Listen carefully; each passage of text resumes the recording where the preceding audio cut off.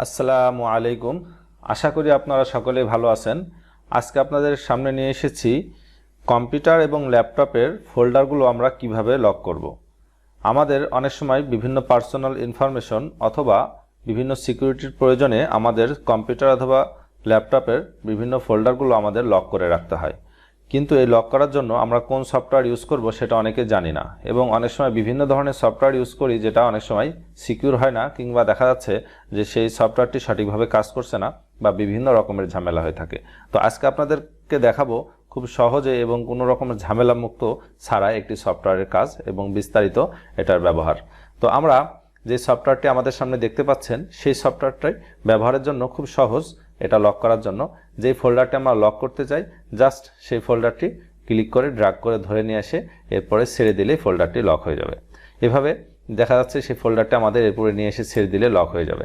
কিন্তু এই লক করার ক্ষেত্রে অনেক ধরনের অপশন আছে। দেখেন, আমরা যখন এই যে এখানে দুইটা যে ফোল্ডারটা ছিল ধরে এরপরে ছেড়ে দিয়েছি, ফোল্ডারটা কিন্তু আর এখানে দেখা যাচ্ছে না, অর্থাৎ ফোল্ডারটি হাইড হয়ে গিয়েছে। কারণ এখানে খেয়াল করে দেখেন, এই ফোল্ডারের শেষে যে অপশনটা লেখা সেখানে আছে হাইড অ্যান্ড লক। এরপরে যদি আমরা ক্লিক করি দেখতে পাবো যে এই ফোল্ডারটি লক করার ক্ষেত্রে বেশ কিছু অপশন আমাদের রয়েছে। সেটা হচ্ছে, এটা আমরা শুধু পাসওয়ার্ড দিব কিন্তু কোনো হাইড করতে চাই না, সেই ক্ষেত্রে এই অপশনটি চুজ করব। কিন্তু যদি এমন চাই যে আমরা লকও করতে চাই এবং ফোল্ডারটা আর দেখা যাবে না, সেক্ষেত্রে আমরা হাইড অ্যান্ড লক এই অপশনটি চুজ করব। এভাবে শুধু হাইড করতে চাইলে এটা, শুধু লক করতে চাইলে এটা, এভাবে আমরা বিভিন্ন অপশন এখানে থেকে চুজ করব। অথবা এই অপশন আমরা যদি চাই যে না, এইটা আর আমরা লক করে রাখবো না, সেক্ষেত্রে এখানে আমরা আনপ্রোটেক্ট এটার উপর ক্লিক করব। তো আমরা দেখি আমরা পাসওয়ার্ডটি কিভাবে ইউজ করব। তো ধরে নেই আমরা এই পাসওয়ার্ডের উপর ক্লিক করব। তো পাসওয়ার্ডের উপর ক্লিক করার পর আমরা এখানে দুইটা অপশন দেখতে পাচ্ছি, একটা হচ্ছে ডিফল্ট পাসওয়ার্ড, একটা হচ্ছে কাস্টমস পাসওয়ার্ড। তো ডিফল্ট পাসওয়ার্ডটা কি?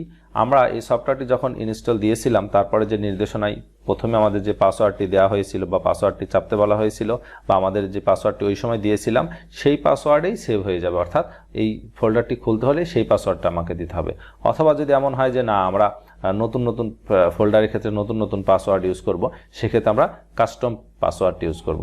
তো আমরা দেখেন এই কাস্টম পাসওয়ার্ডটি ইউজ করার ক্ষেত্রে আমরা কি করতে পারি। দেখেন, কাস্টম পাসওয়ার্ডটি ক্লিক করার পরে আমাদের একটা অপশন আসলো, এখানে আমরা একটা নতুন পাসওয়ার্ড সেট করব। ঠিক কনফার্ম পাসওয়ার্ডের ঘরে সেম পাসওয়ার্ডটি আমরা দিব। দেওয়ার পরে আমরা ওকে বাটনটি ক্লিক করলেই এটা লক হয়ে যাবে। এবং ওখানে যেহেতু শুধু পাসওয়ার্ড হাইড ছিল না, তাই দেখেন আমাদের ওই সেই ফোল্ডারটি কিন্তু হচ্ছে শুধু পাসওয়ার্ড, মানে পাসওয়ার্ড দেওয়া হয়েছে কিন্তু কোনো রকমের হাইড হয় নাই। দেখেন, আমরা যদি এখন এটা প্রবেশ করতে চাই আমাদের কাছে কিন্তু পাসওয়ার্ড চাচ্ছে, অর্থাৎ আমরা পাসওয়ার্ড দিলে এটা প্রবেশ করবে। তো একইভাবে যদি আবার আমরা এটা মানে এইভাবে যদি আমরা এটা ক্লোজ করে দিতে চাই, তাহলে কিন্তু জিজ্ঞেস করবে যে আপনি কি আসলে আবার পূর্বের প্রোটেকশনটা ফিরে পেতে চাচ্ছেন না চাচ্ছেন না। যদি চান তাহলে ইয়েস চাপেন। তো আমরা ইয়েস চেপে দিলাম।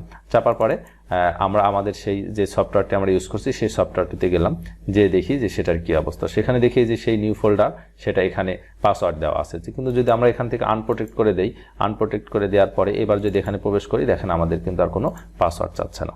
তো খুব ইজিলি হয়ে যাচ্ছে ব্যাপারটা।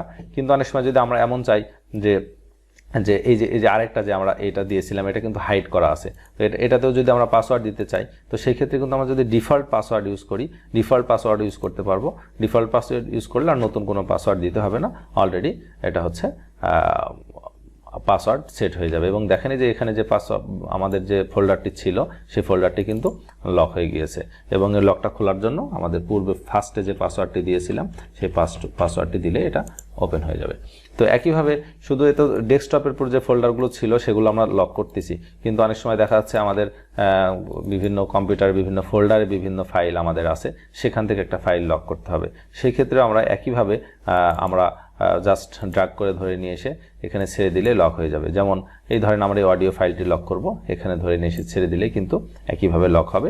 সেক্ষেত্রে আমাদের এখানে চুজ করে দিতে হবে যে আসলে আমরা এখান থেকে কোন মডেলটি ইউজ করবো, অর্থাৎ শুধু হাইড করতে চাচ্ছি না পাসওয়ার্ড দিতে চাচ্ছি। তো এখান থেকে একইভাবে যে আমরা ডিফল্ট পাসওয়ার্ড সেট করতে পারি। তো এইভাবে আমাদের লক হতে পারে। আবার আমরা অনেক সময় দেখি যে এই যে এখানে কিন্তু আমরা এখানে যে টিক মার্ক দেওয়া আছে, তো তো এই টিক মার্ক দেওয়াগুলো যদি আমরা মনে চাই যে না আমরা আর এগুলো কোনোটাই প্রোটেক্ট রাখবো না, সব আনপ্রোটেক্ট করে দেবো, সব আনপ্রোটেক্ট করে দেবো, আমরা পাসওয়ার্ড দিয়ে রাখবো না, সেক্ষেত্রে এগুলো কিন্তু বারবার থেকে যাচ্ছে। আর এগুলো দূর করার জন্য এই রিমুভ ক্লিক করলেই এখান থেকে ফোল্ডার থেকে সব আউট হয়ে গেল এবং এরপরে আর কোনো সফটওয়্যারে আমাদের লক করা নেই। সেই ক্ষেত্রে কিন্তু আমরা এখানে ডাবল ক্লিক করে আবার পূর্বের ফোল্ডারগুলোতে প্রবেশ করতে পারবো। তো অনেক সময় দেখা যাচ্ছে যে আমাদের ভিতরে এভাবে ড্র্যাগ করতে ইচ্ছা করছে না, সেই ক্ষেত্রে আমরা কিন্তু ইচ্ছা মতো জাস্ট এখানে গিয়ে রাইট বাটন ক্লিক করার পর আমরা যদি নিচের দিকে নামি দেখব যে এই যে ফোল্ডার প্রোটেক্টর, হ্যাঁ, এটার উপর ক্লিক করলে এখানে কিন্তু ফোল্ডার প্রোটেক্ট হয়ে যেতে পারে। তো আমরা ড্র্যাগ করে ধরে নিয়ে এসে ছাড়বো, এটা একটু ভালো উপায়। তো হচ্ছে এইভাবে আমরা আমাদের খুব সহজেই আমাদের ফোল্ডারগুলো লক করতে পারি। আসুন এবারে আমরা দেখে নেই সফটওয়্যারটা আমরা কিভাবে ইনস্টল করব এবং কোথা থেকে ইনস্টল করব এবং ইনস্টল করার পর অন্যান্য প্রক্রিয়াগুলো কিভাবে সম্পন্ন করব। তো আমরা প্রথমে আমাদের কম্পিউটারতে ইন্টারনেট কানেকশন দিয়ে নিব এবং আমাদের গুগল ক্রোম ব্রাউজারে যাব এবং আমাদের ডেসক্রিপশন বক্সে যেই ওয়েবসাইটের লিঙ্কটি দেওয়া আছে সফটওয়্যার ডাউনলোডের জন্য সেই ওয়েবসাইটটিতে প্রবেশ করব, অর্থাৎ আমরা এই ওয়েবসাইটটিতে প্রবেশ করব। এই ওয়েবসাইটটিতে প্রবেশ করার পর আমরা এই যে এখানে ডাউনলোড যে ভার্সন আছে, ডাউনলোড যে ভার্সনটা আছে, এই ডাউনলোডটা আমরা ডাউনলোড করে নেব সফটওয়্যারটি। এই সফটওয়্যারটি ডাউনলোড হয়ে গেলে আমরা এটা হচ্ছে ইনস্টল দেব। তো ইনস্টল দেওয়ার জন্য এই যে আমাদের এই যে নিচের দিকে আমাদের সফটওয়্যারটি অলরেডি ডাউনলোড হয়ে গিয়েছে, এখান থেকে আমরা সফটওয়্যারটি এখন ইনস্টল দেব।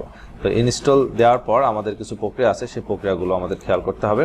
তবে আরেকটা বিষয় আপনাদের বলে রাখি যে হচ্ছে এই সফটওয়্যারটি কিন্তু অন্যান্য সকল সফটওয়্যারের চেয়ে আমার কাছে ভালো মনে হয়েছে।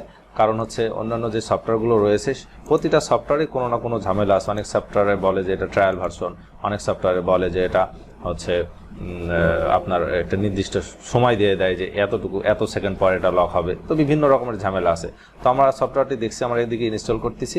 তো এখানে আমাদের খেয়াল রাখতে হবে যে অপশনগুলো আসলে ওকে বা নেক্সট চাপতে হবে এবং এটা যখন ইনস্টল হয়ে যাবে তখন আমাদের পরবর্তী প্রক্রিয়াটা আপনাদের দেখাবো। তো এই সফটওয়্যারটা আমার কাছে যেহেতু এই সফটওয়্যারটা অন্যান্য সফটওয়্যারের চেয়ে বেস্ট, তো আপনাদেরকে সাজেস্ট করবো যেন এই সফটওয়্যারটি আপনারা ইনস্টল দেন। এরপরে যে ফিনিশ অপশনটিতে ক্লিক করব। তো আমাদের এরপরে খেয়াল করতে হবে যে সফটওয়্যারটি আমাদের এই যে ইনস্টল হয়ে গিয়েছে।